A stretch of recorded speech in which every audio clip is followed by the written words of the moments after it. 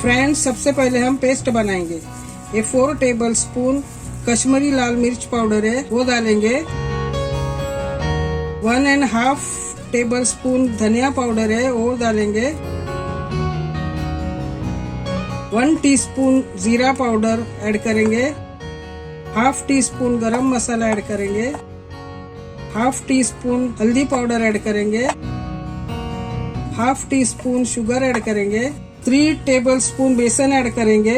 1 table spoon अदरक लहसुन paste add करेंगे। स्वाद अनुसार नमक डालेंगे। 4 tablespoon tamarind pulp add करेंगे और इसे अच्छी तरह से मिक्स करेंगे।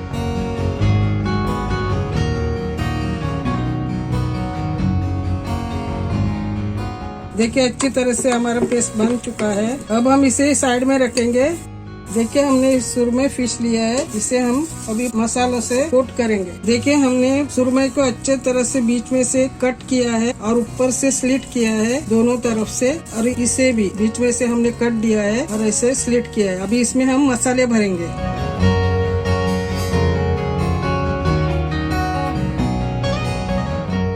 अब हम एक जो कट से उसमें भी मसाले भरेंगे।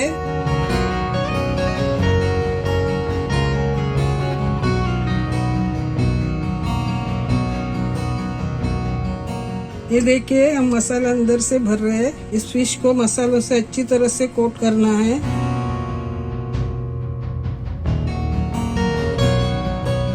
अब हम इस कट्स में भी भरेंगे।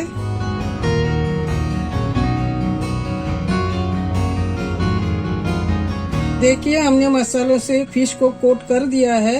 अब चलते हैं नेक्स्ट स्टेप पर। तो चलिए, सबसे पहले हम गैस ऑन करेंगे, तवा रखेंगे।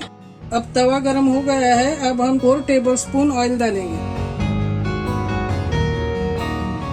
देखिए, ऑयल गरम हो चुका है। अब हम ये फिश को फ्राइंग पैन में रखेंगे। इसे हमें लो फ्लेम पर फ्राई करना है 5 से 6 मिनट तक। देखिए, 5-6 मिनट हो चुका है। अब हम इसे पलट देंगे और इसे भी हम 5 से 6 मिनट लो फ्लेम पर पकाएंगे।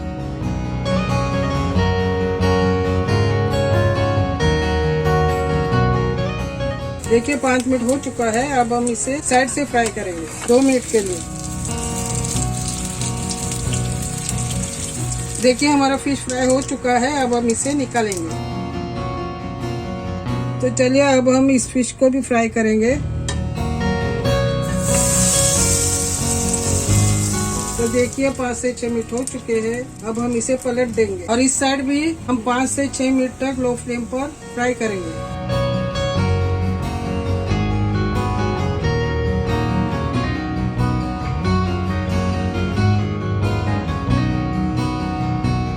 तो देखिए, 5 मिनट हो चुका है। हमारी स्टफ सुरमई रेडी हो चुके हैं। अब हम इसे प्लेट में निकालेंगे।